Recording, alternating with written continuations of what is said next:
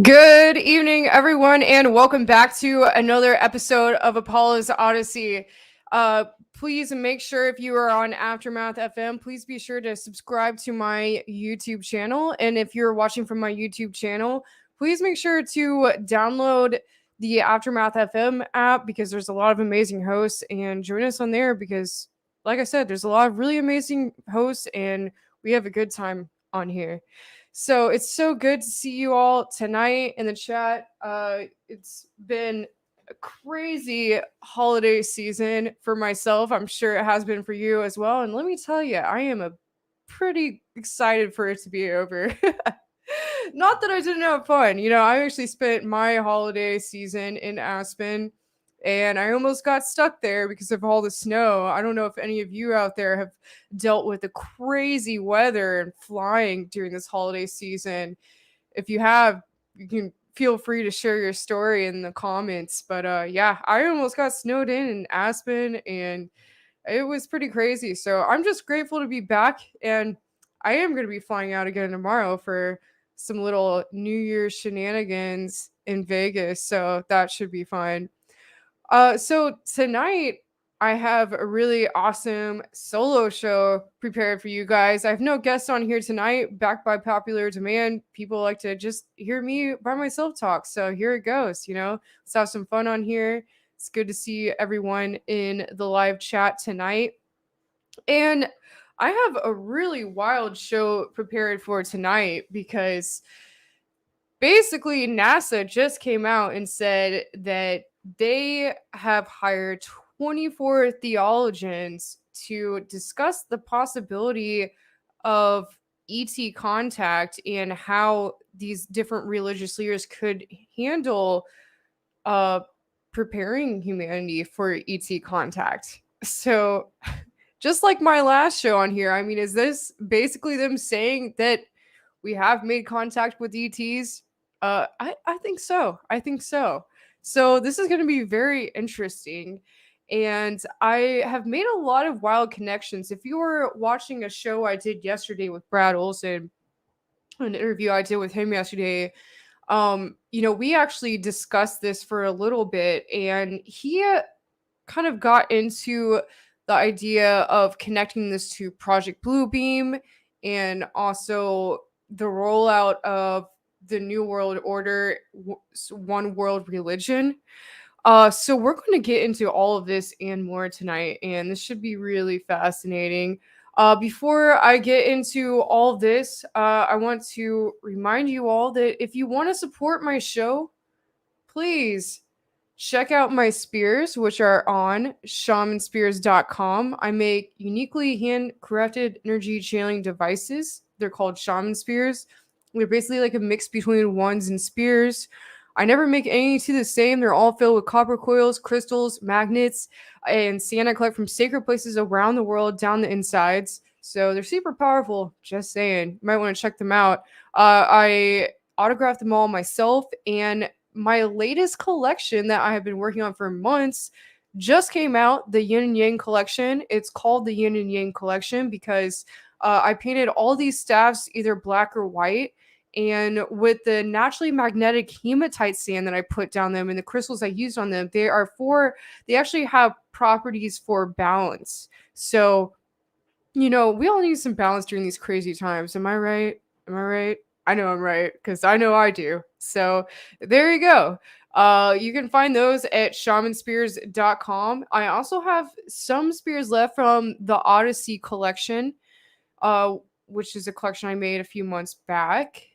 And I have some really amazing orgonite creations. If you don't know what orgonite is, I actually also use orgonite materials down the insides of my spears. Some of my spear heads or ends are made with orgonite that I made myself as well. But basically, orgonite is a way of layering inorganic and organic materials, metals and crystals and different materials to ionize the energy around it. So basically, it scientifically turns negative energy into positive energy. So really interesting. And some of my newer spears are basically like cloud busters, you could call them, with the orgonite technology that is used in them. I also have some orgonite pyramids. Orgonite bracelets, and lots of other products. So definitely go on shamanspears.com and check these out. Again, that is shamanspears.com. All right. So, where are we going to start with all of this today? Oh my gosh, there's just so much to get into. I really, after last night's show, like I said, I really discussed this with Brad Olson. And, I did some research today and got a lot together. So this should be interesting. Oh, and by the way, if you're watching right now, here's an example of one of my newer spears. You're definitely going to want to check those out. And every spear I send out actually comes with a scroll, an ancient scroll that talks about what it means to have one. It's kind of like an initiation thing. So check them out. Definitely check them out.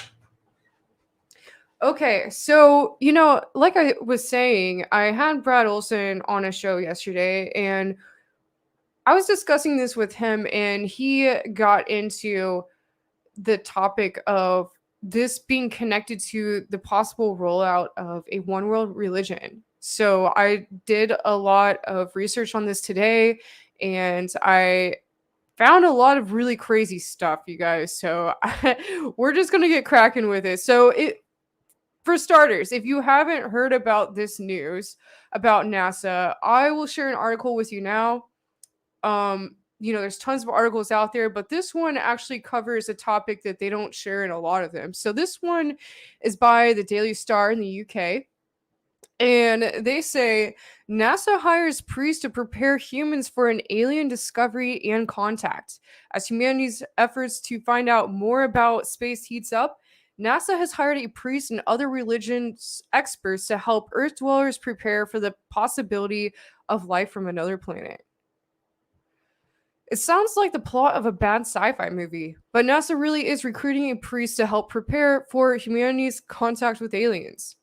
No, they aren't being launched into space to fight a space demon, but NASA is hiring the help of 24 theologians as part of a plan to work out how the world's different religions would react to the news about extraterrestrial life.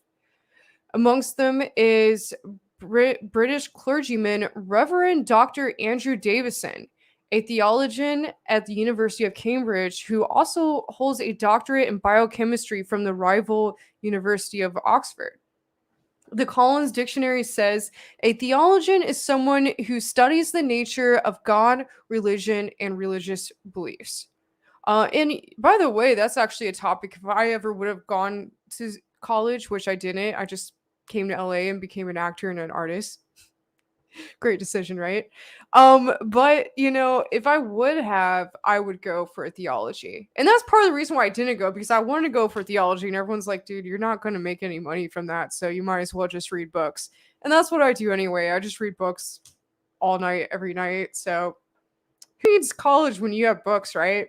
I don't need one of those degrees to prove my studies. I mean, maybe some places, but as an actor and an entertainer, you don't need it. But sorry, I'm getting off topic here. So the Collins Dictionary says a theologian is someone who studies the nature of God, religion, and religious beliefs. So why is NASA hiring religious experts now?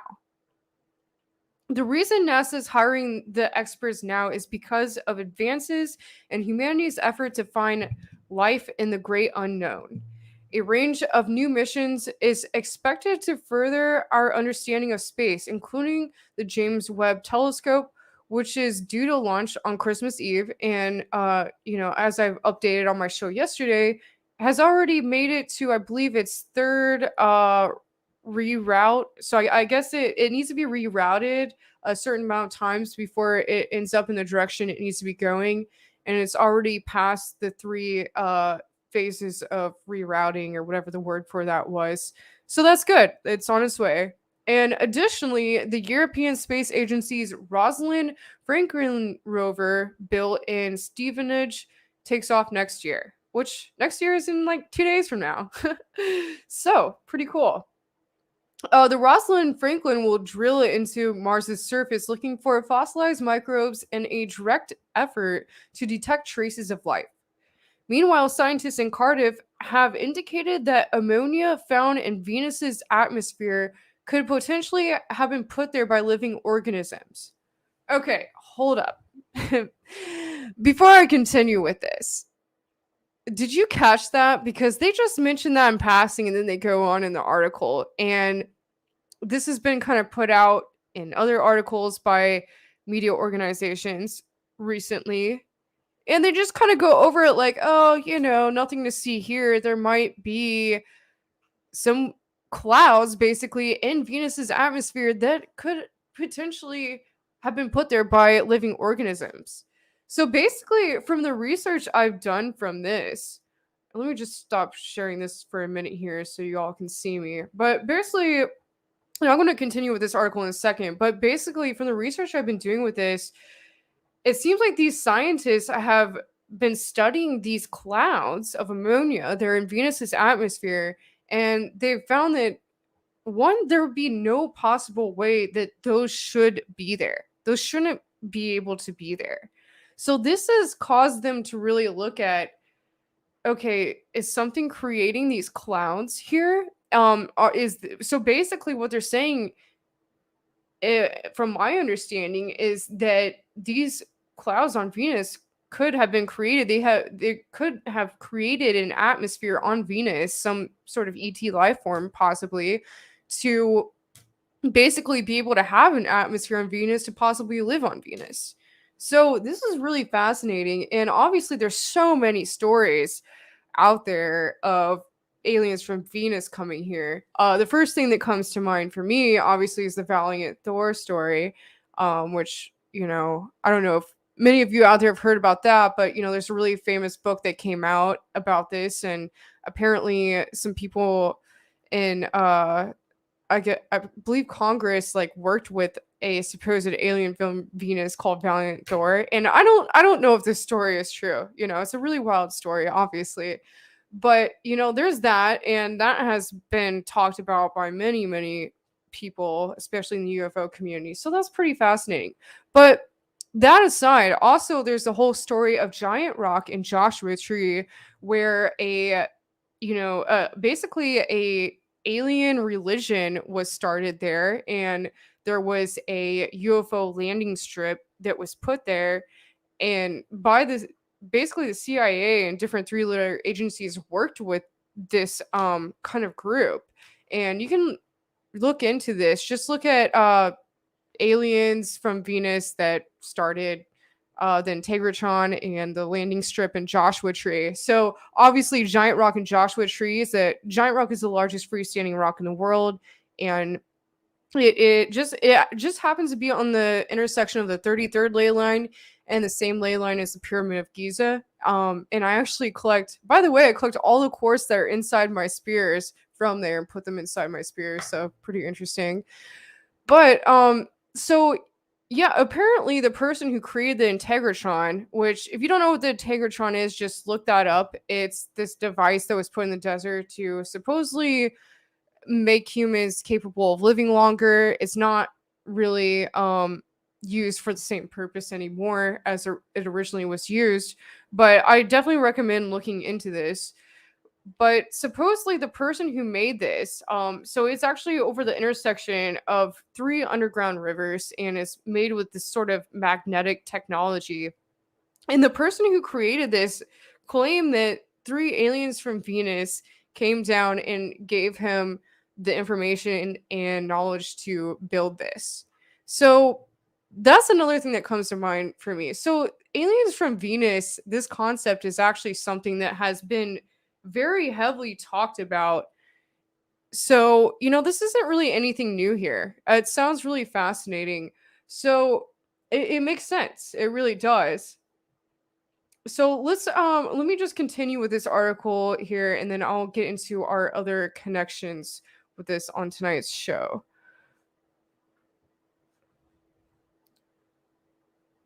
Okay, so like I was saying, meanwhile, scientists in Cardiff have indicated that ammonia found in Venus's atmosphere could potentially have been put there by living organisms.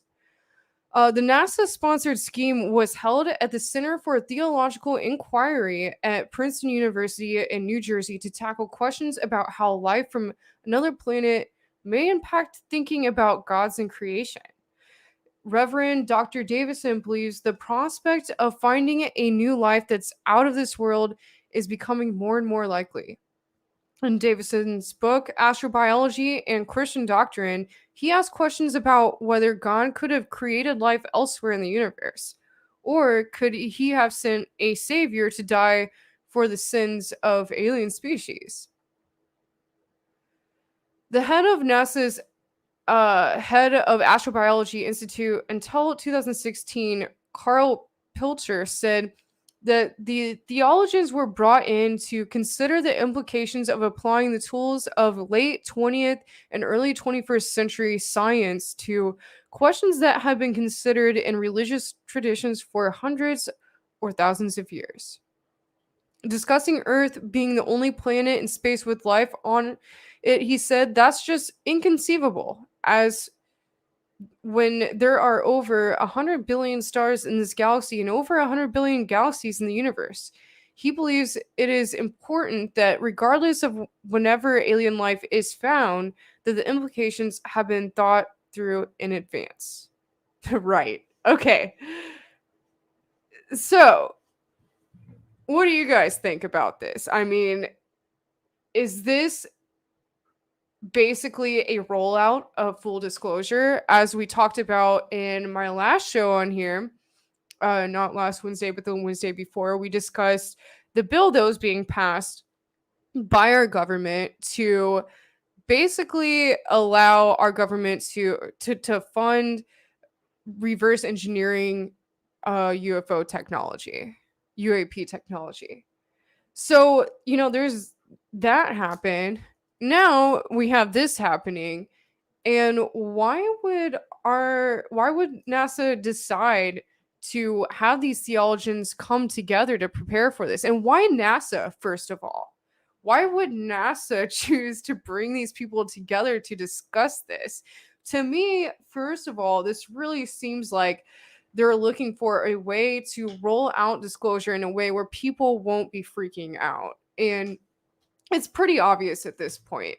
And like I said in the last show and a lot of my previous shows, I think disclosure is inevitable at this point, and disclosure should have happened a very long time ago. I mean, for all we know, from basically there's been world leaders from foreign nations who have said that our government has been working with at least 3 ET races since the late 30s, early 40s. So, I mean, this is probably definitely already happening. And I think what's going on here is they're trying to find a way to roll this out properly without freaking people out too much. And I think the biggest boundary basically that they've run into is dealing with people's religious beliefs. So a lot of people, they're so in touch with certain religious beliefs that the idea can be a bit too much for them, supposedly. But what I always like to say is, why the secrecy in the first place? We wouldn't have had to deal with any of this if there had always been transparency from the very beginning. But this transparency kind of stopped happening, in my opinion, probably during the Crusades, that like 1,000 years ago, or whenever that was that happened. So before that, obviously a lot of ancient civilizations on our planet were very familiar with the idea of God's quote unquote coming to our planet and giving us knowledge. And you can see that in cave drawings and things like this all over the planet, in ancient civilizations all around the planet. So, why the secrecy in the first place? That's what I always like to say. But here we are, and there's some people that are still not ready for this because of their religious ideals, which honestly, to me, I feel that I believe in God, and I feel that the universe, probably the entire universe probably was created by God, and that there's other alien species out there that were also created by God. Why wouldn't it be just us? Why would it be just us? There's probably many other species out there. So just believing in aliens doesn't mean that you don't have to believe in God or be a Christian, when it comes to Christianity, at least. So, there's that right there. And that's my personal opinion of it. And I also think personally that believing that humans are the only people in the entire galaxy or world or universe is a little narcissistic, in my opinion. So, there's that also.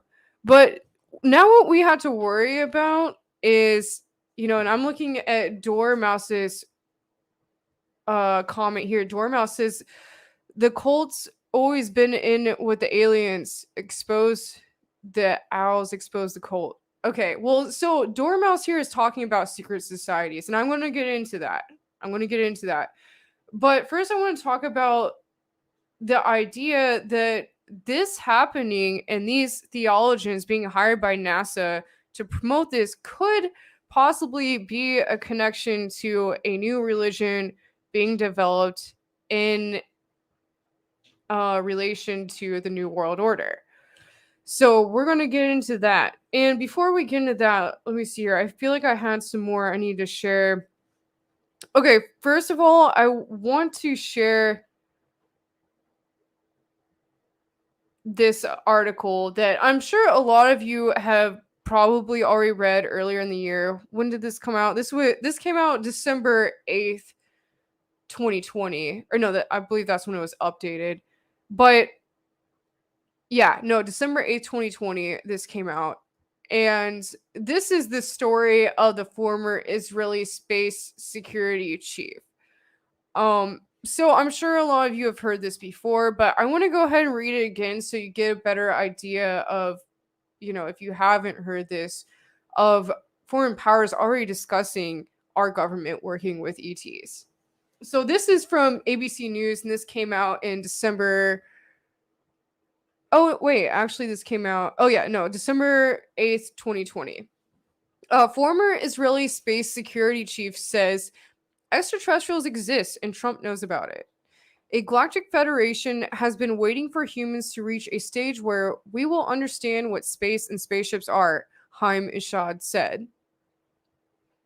A former Israeli space security chief has sent eyebrows shooting heavenward by saying that Earthlings have been in contact with extraterrestrials from a quote-unquote galactic federation. The unidentified flying objects have asked not to publish that they are here and humanity is not ready yet. Haim Ishad, former head of Israel's Defense Ministry Space Directorate, told Israel's Yehudat. Okay, I'm sorry, I can't pronounce that. Israel's newspaper. The interview in Hebrew ran on Friday and gained traction after parts were published in English by the Jerusalem Post on Tuesday. A respected professor and retired General Ishad said the aliens were equally curious about humanity and were seeking to understand the fabric of the universe. Ishad said cooperation agreements have been signed between species, including an underground base in the depths of Mars, where there are American astronauts and alien representatives. So, I mean, that's the secret space program for you right there. I don't know what your thoughts are on that. I've interviewed a lot of secret space program whistleblowers over the years, and, I'm not going to say their stories are true or if they're not. I don't know. It sounds crazy, and it's like when it comes to this, it's like, what about SpaceX and Blue Origin and NASA? Like, what are they doing if there's already people on Mars? Like, so it's weird. But this is what this the security chief and the space security chief in Israel said. So continuing on, there is an agreement between the US government and the aliens. And by the way, I am reading this by ABC News. So this is not some conspiracy theorist site. This is a mainstream media news organization saying this. So the quote continues: "There is an agreement between the US government and the aliens. They signed a contract with us to do experiments here," he said. Ishan added that President Donald Trump was aware of the extraterrestrials' existence and had been on the verge of revealing information, but was asked not to in order to prevent mass hysteria. They have been waiting until today for humanity to develop and reach a stage where we will understand in general what space and spaceships are, Ishad said, referring to the Galactic Federation. The White House and Israel officials did not immediately respond to NBC News' request for comment. Sue Go, a spokesperson for the Pentagon, declined to comment. A spokesperson for NASA said one of the agency's key goals was to search for life in the universe, but that it had yet to find signs of extraterrestrial life. Although we have yet to find signs of extraterrestrial life, NASA is exploring the solar system and beyond to help us answer fundamental questions, including whether we are alone in the universe, the spokesperson said in a statement. Ishad's ideas are spelled out in more detail in the Universe Beyond the Horizon Conversations with Professor Haim Ishad.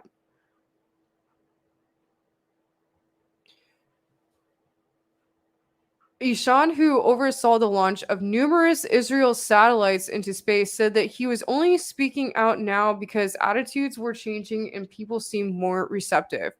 If I had come up with what I was saying today, 5 years ago, I would have been hospitalized, he told EDO.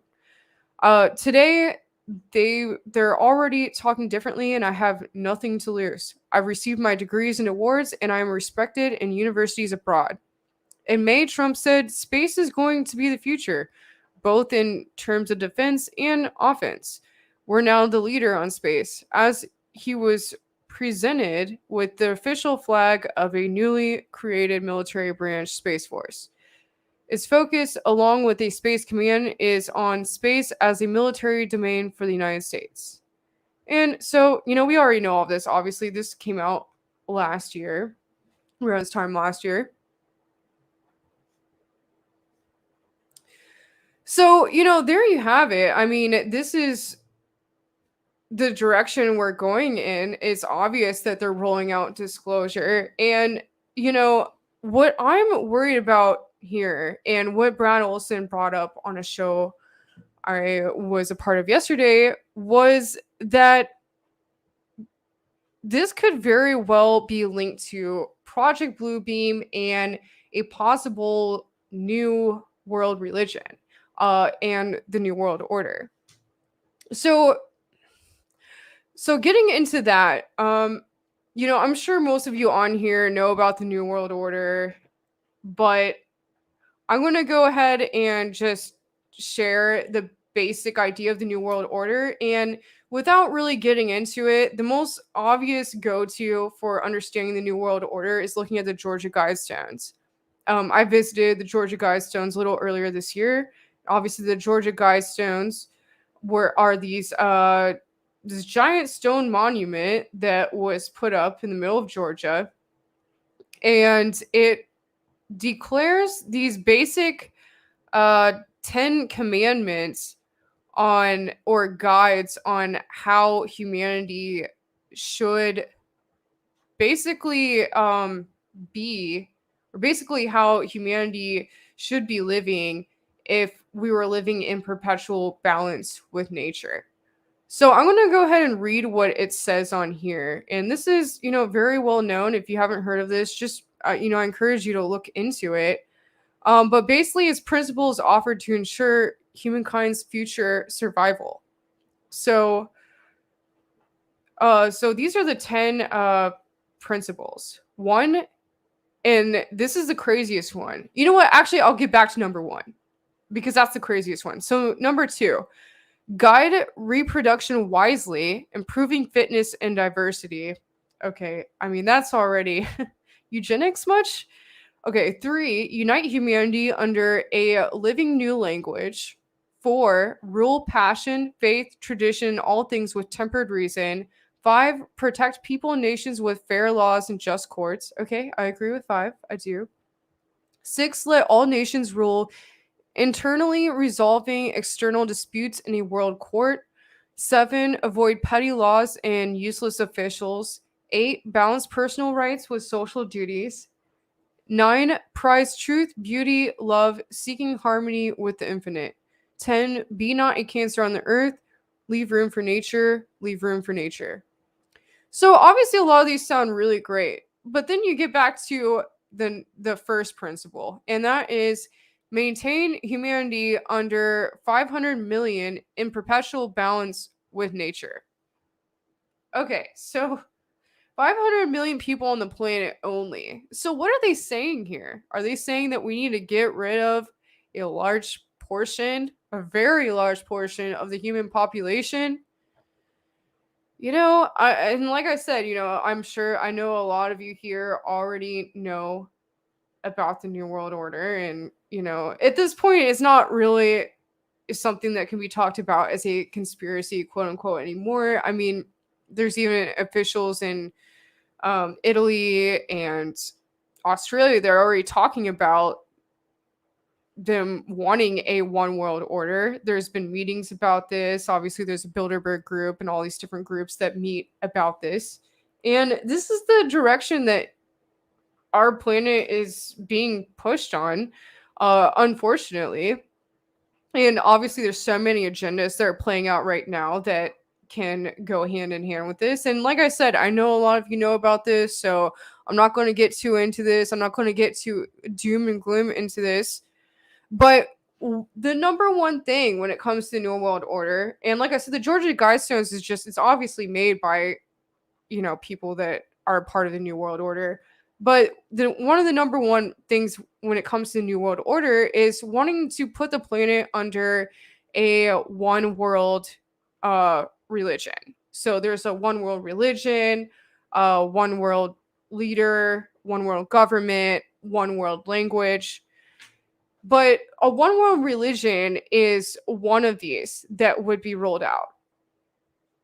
And getting into this topic, this is something that could very well go hand in hand with, basically what these theologians are hired to talk about. Number one, are they discussing how they can tell us, or these different religious leaders around the world from different religions around the world can talk to their people about rolling out a basically discussing ETs in regards to their religion, how ETs can be possible in a part of their religion. But also I feel that it's very likely that this could be connected to them working on a new one world religion, a religion that everyone would understand, that would have to do with ETs. And this could be very interesting.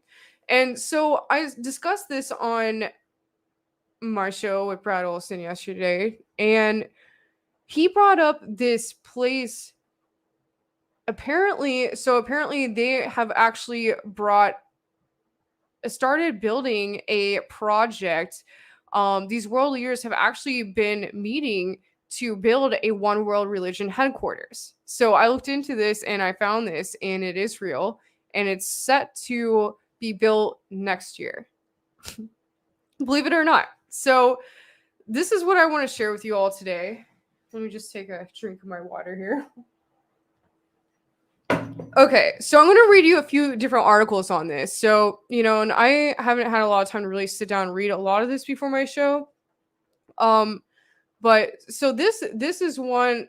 These are just kind of coming from different aspects of this and different perceptions of this being rolled out. So first, this is actually so this site is called backtojerusalem.com. One World Religion's headquarters set to open next year. A One World Religion headquarters is set to open in 2022. The headquarters will be called the Abrahamic Family House and is being built on an island in the middle of the eastern city of Abu Dhabi. The headquarters is being done in collaboration with Pope Francis and Sunni Muslim leader Sheikh Ahmed al-Tayeb. after they both signed a global peace covenant called the Document of Human Fraternity for World Peace. The stated purpose of Abrahamic Family House is to bring understanding and tolerance among the faiths. But there are a couple of notable challenges. First, Abu Dhabi is a part of the UAE where it is illegal for Christians to proselytize, and conversion from Islam is prohibited. The Pope represents Roman Catholicism, where Christians are free to convert to Islam, but citizens of Abu Dhabi are not free to choose Christ. Perhaps like the Abrahamic Family House, that promises tolerance and understanding, the UAE constitution also guarantees a freedom of religion in accordance with established customs. But the devil is in the details. Though certain practices like conversion from Islam are directly prohibited, penal code for the UAE defers to Sharia law, which strictly prohibits apostasy. The One World Religion headquarters will have 3 buildings, one building with each representing the mosque, church, and synagogue. However, the church is not permitted to have a cross on the building as a method of identifying it, as it is illegal to display a Christian cross on a building in the UAE. Though usually not enforced, teaching that Jesus is the only God is considered to be an act of insulting Allah or the Prophet Muhammad, and offenders can be subject to imprisonment for 5 or more years, fined 250 dirhams to 2 million dirhams, and Christians may be deported. To add to the confusion of bringing understanding and tolerance, Sunni Muslim leader Sheikh Ahmed al-Tayyib, who is widely touted as a moderate Muslim, strongly believes that Muslims who convert from Islam to any other religions should be executed. So, if the idea of the One World Religion headquarters is to bring tolerance and understanding, then why was it built here? So, this is one article, and obviously they come from, in this article, they're coming from a different kind of understanding of this. And so I'm going to pull up another one here to share with you all. And let's see here.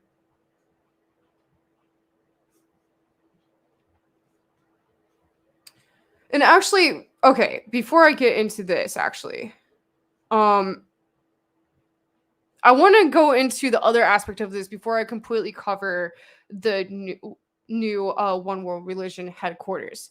And this is Project Bluebeam, of course. I know a lot of you have probably heard of Project Bluebeam and understand it, but I'm going to do a general overview of it. And this is from an older article, but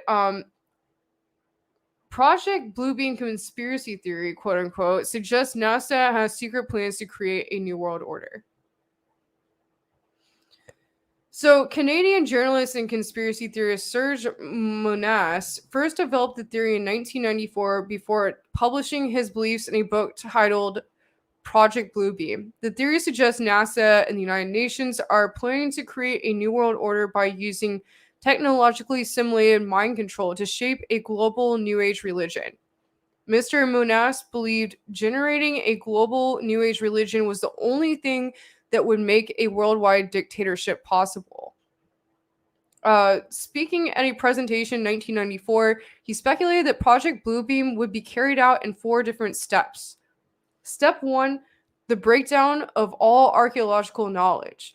Mr. Monas detailed his belief that NASA would aim to discredit all existing religions through the breakdown of all archaeological knowledge. Okay, and so reading this article right now, this point that I just read here, so this article was published in 2015. Obviously, Project Blue Book has been something talked about for a long time, but as I'm reading this right now, obviously this is happening right now, is it not? This is happening right now. So this is very interesting. And so, like I said, this is the first step. Mr. Monas detailed the belief that NASA would aim to discredit all existing religions through the breakdown of archaeological knowledge. Step 1 deals with the setup of earthquakes at certain precise locations of the planet where supposedly new discoveries will suddenly explain the wrong meaning of all major religion's basic doctrines, he said. The theory suggests that by providing evidence to falsify the teachings of all major religions, people will be more likely to accept the New Age religion when it is formed. Step 2. A gigantic space with 3D holographic laser projections. Mr. Munas said that the second stage is creating a new world order would be using a gigantic space show with 3D holographic images, lasers, and sounds to seduce people into believing in the new god. The show will consist of laser projection of multiple holographic images to different parts of the world, each receiving a different message according to predominating regional, national religious faith, he said. From the depths of space, astonished followers of the various creeds will witness their own returned Messiah in spectacularly convincing lifelike realness. Mr. Monas said all of these depictions of the Messiah would then merge into one. This one God will be, in fact, be the Antichrist who will explain. Okay, and this stuff sounds crazy, I know, but I'm just reading you all of this because it does all seem to interconnect, and it's like, why not cover all of this? So I'm not saying in reading this that this is what's going to happen. I'm just telling you that there's a lot of things that kind of connect here. So continuing on, this one God will in fact be the Antichrist who will explain the various scriptures have been misunderstood, that the religions of all are responsible for turning brother against brother, nation against nation, and therefore the world's religions must be abolished to make way for the golden age. Step 2. Telepathic two-way communication. This is where things start to get really creepy. It is believed that NASA will use low-frequency radio waves to telepathically communicate with humans in an attempt to shape their beliefs to match those taught by the New Age religion. And obviously, this sounds like the voice to skull technology, which you can research and find anywhere. This is very widely known about technology. But Mr. Monas said that telepathic communication would be used as a form of mind control to trick people into thinking their God is delivering them messages directly. The message will be sent from a device that can deliver audible signals directly to an individual while they remain undetectable by anyone else, he said. The microwave beam generated by the device is moderated at audio frequencies and can broadcast voices directly into the brain. Step 4. Universal supernatural manifestations using electronic means. The final step of Project Bluebeam is to create a chaotic event that will leave people willing or desperate enough to accept the New World Order. Mr. Munas said that this could occur with up to 3 different orientations. One is to make mankind believe that an alien invasion is about to strike down on each major city on Earth, he said.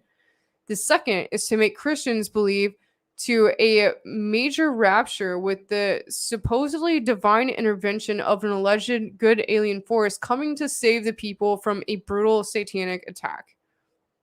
The third orientation and the fourth step is a mixture of electronic and supernatural forces.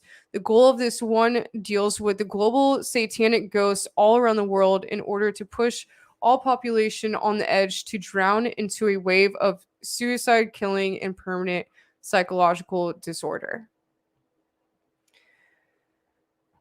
So, there's that right there. I'm just looking at your comments to see what you all think about this.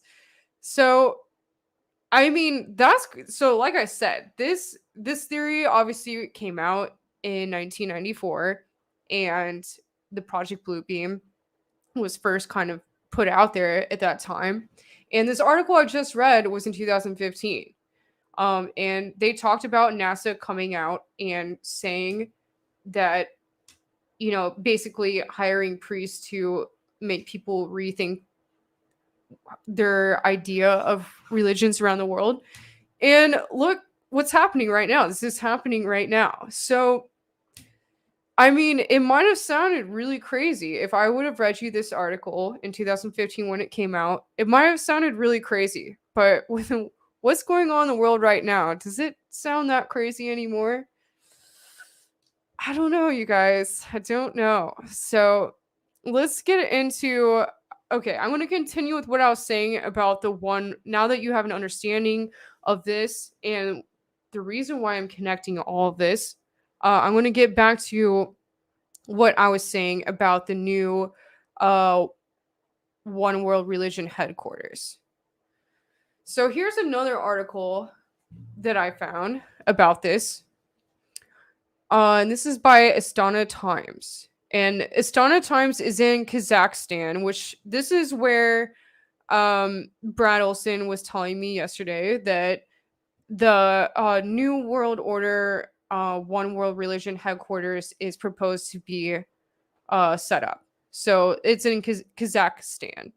So World Congress of Leaders of World and Traditional Religions to promote interfaith dialogue announced for 2022. The 7th Congress of the Leaders of World and Traditional Religions will be held September 14th to 15th in Nur Sultan. This was announced at the 19th session of the Secretariat of the Congress of Leaders of World and Traditional Religions, which took place on October 5th through 6th. And so this is obviously translated from a different language, so I'm not sure if this translation will be exactly accurate, but just bear with me here. The representatives of world religions and confessions such as Islam, Judaism, Buddhism, as well as Orthodox Christians, Catholics, Protestants from 20 countries, including Egypt, Saudi Arabia, Turkey, Pakistan, Iran, Israel, Armenia, Russia, Vatican, United Kingdom, Mongolia, Thailand, South Korea, China, Japan, India, United Arab Emirates, and Azerbaijan.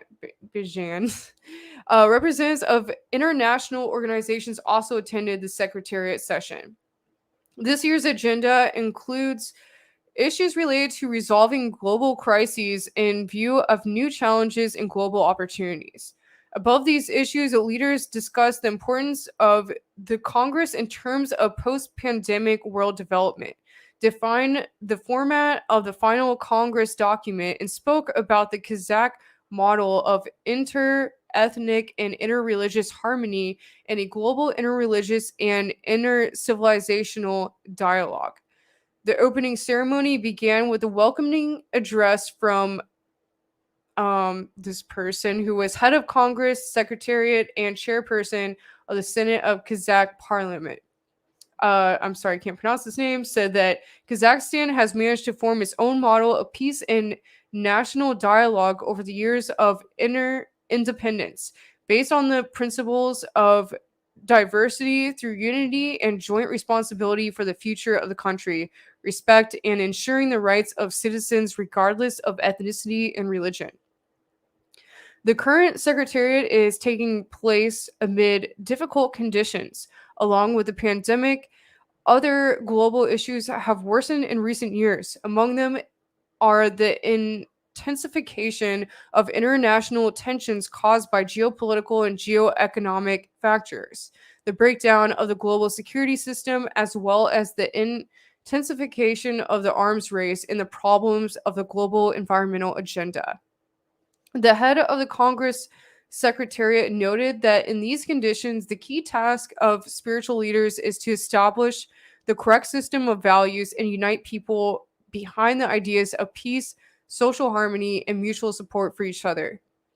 The High Representative of the UN Alliance of Civilizations, Miguel Angel Morientos, shared the viewpoint of this person and noted that the importance of the Congress in terms of discussing the role of religion in society and interaction at the international level to build a sustainable and secure world. The unique platform that this initiative provides will constitute a key opportunity for representatives of governments, religious leaders, international and regional organizations, and the relevant stakeholders to reflect collectively about the challenges to interreligious dialogue and sustainable peace in an increasingly polarized world.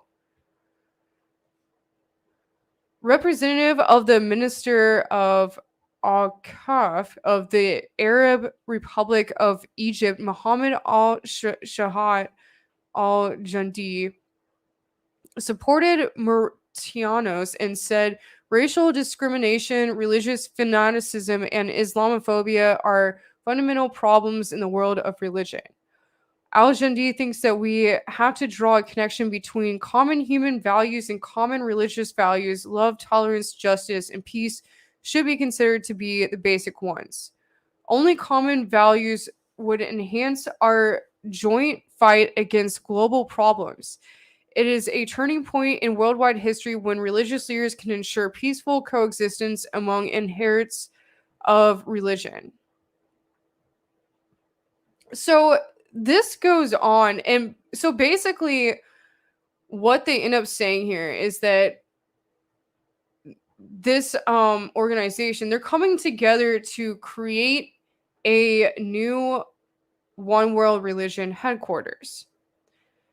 So I looked into this some more, and this is already being built, and they are basically launching this in 2022, which is next year, or a few days from now, technically. But I'm not sure exactly when in 2022, but this is set to launch in 2022. And so this is in Kazakhstan,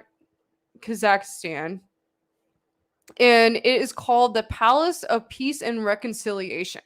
So it's my understanding that this is where the headquarters is said to be started pretty soon here. And it's basically like this giant pyramid if you're watching on YouTube right now. And this is the layout of the land in front of it. But, you know, it's basically this giant pyramid. And like I said, this is in Kazakhstan. And it's the Palace of Peace and Reconciliation. So you can look into this yourself. And okay, I can read this article on it right now. So the Palace of Peace and Reconciliation. You know, actually, we're coming to the end of this show. So I want to share with you all. You know, I just wanted to share this with you all that, you know, obviously this is being started. They already have this prepared as the Palace of Peace and Reconciliation. So what are your guys' thoughts on this? Do you feel that this is the beginning of the New World Order and the one world religion? I mean, basically, this is what they're saying here, and it's very likely that if Project Bluebeam is real, which obviously parts of the theory are happening right now, this could all be coming together. And it sounds like a lot of crazy stuff. It really does. But, you know, I'm just laying this all out so that you can get an idea of, you know, how this all connects together and the possibilities of what we could experience in the very near future. So I personally, I don't think at all that it is a bad thing that world religions are looking into dealing with you know, the idea of extraterrestrials. I think every world religion should definitely prepare people for that. But in connection with Project Bluebeam and with the New World Order agendas that unfortunately are taking place with globalists at this moment, it is a little crazy. So, you know, it's so great to have you all joining me tonight. Thank you so much for being here. I know this has been a really wild show, and I really feel that I put a lot together there for you all. And feel free to look into all of this yourself. I know I shared a lot tonight that was really wild, but you know, I really enjoyed it. I really enjoy being here live with you all here on Apollos Odyssey and on Aftermath FM. So see you all. I'll be seeing you all next year. Next year, which is then next Wednesday. So I'm really excited about that. And obviously it's been actually it's been about a year now that I've had my YouTube show. So thanks everyone for joining me and being a part of this journey with me. If you've been there with me from the beginning, I really appreciate it. I do believe I launched my show at the end of November last year and didn't really start doing lives until around probably this time last year. So yeah, it's been about a year now. I'm getting close to about 5,000 subscribers on YouTube, and I have been fortunate enough to be picked up by two amazing radio networks, Aftermath FM. So great to be on here, and great to be on here with some amazing fellow hosts on this organization. So, and I have a lot of other projects coming up in the year ahead. Obviously, I do a lot of work reporting for Third Phase of Moon. I hope to do some more work with them very soon here. So, Blake and Brent, if you're watching, let's do it, guys. So I'm really excited for that. I'm always excited to be a part of the panels with Third Phase of Moon. And thanks, Sylvan Forge, so much for the super sticker. That is much appreciated. Okay, before I go, everyone, please, like I said, please support my show and go to shamanspears.com because I make some really incredible, uniquely handcrafted energy channeling devices. They're a mix between wands and spears. I call them shaman spears, and they have copper coils, crystals, magnets, and sand I collect from sacred places around the world down the insides. They're also painted with crop circles that have been found around the world on the outside, and I never make any two the same. They're all 100% unique. Like I said, they're for channeling energy, but I personally, my favorite thing to do is go hiking with them. They make a great centerpiece for your home. But besides that, if you're not into spears, I have the latest Yin and Yang collection, which is my newest collection, which I've worked on for months. And by the way, if you want to purchase anything now is the time to do it. I can ship it out tomorrow, and then tomorrow evening I'll be out of town for 3 days. So would be a good time to get it now, and then I'll get it to you by the new year.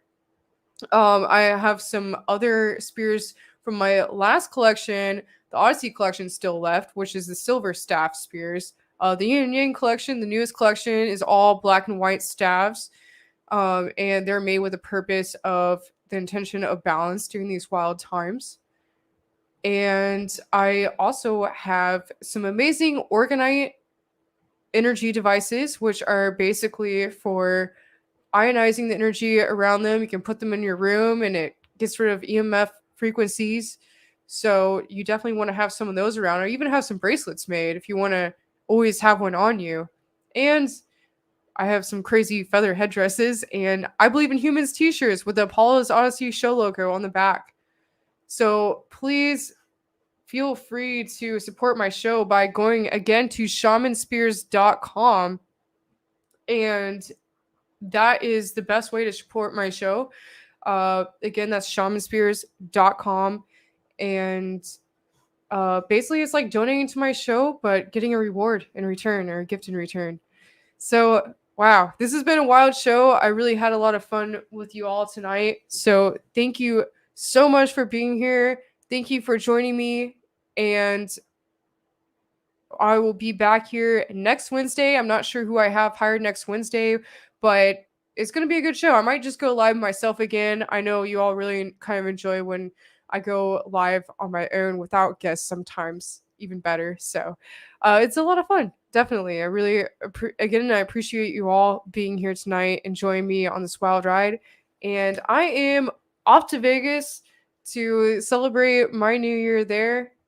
So I'll see you all again in 2022 next year. All right, guys. Thank you so much for joining us tonight. And until next time on Apollo's Odyssey, over and out.